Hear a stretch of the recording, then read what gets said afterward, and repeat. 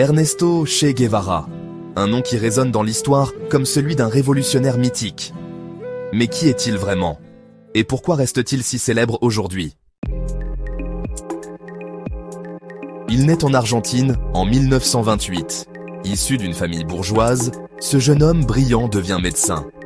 Mais sa vie bascule lors d'un voyage à moto à travers l'Amérique latine. Il découvre la misère, l'injustice sociale et une envie grandissante de changer le monde. En 1955, il rencontre Fidel Castro à Mexico. Ensemble, ils débarquent à Cuba avec un petit groupe de rebelles. Personne ne les prend au sérieux, mais Guevara, avec son courage et ses idéaux, devient vite un stratège clé de la révolution. En 1959, Batista tombe. La révolution triomphe. Après la victoire, Guevara devient ministre à Cuba. Mais ce n'est pas cela qui le rend immortel.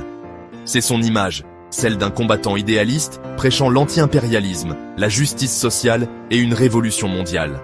Son visage, immortalisé par une photo légendaire, devient un symbole universel de révolte.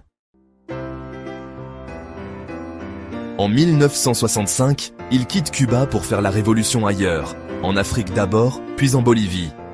Mais là-bas, il est trahi, capturé et exécuté le 9 octobre 1967. Il a 39 ans. Sa mort, loin de l'effacer, le transforme en mythe. Des décennies plus tard, son visage est partout, sur des t-shirts des murs dans des manifs. Pour certains, c'est un héros. Pour d'autres, un idéaliste violent. Mais tous s'accordent sur une chose. Le Che incarne la lutte contre l'injustice, le rêve d'un monde plus juste. Alors pourquoi Guevara est-il célèbre? Parce qu'il a incarné un idéal, parce qu'il a osé défier les puissants, et parce que, pour beaucoup, il reste l'éternel révolutionnaire.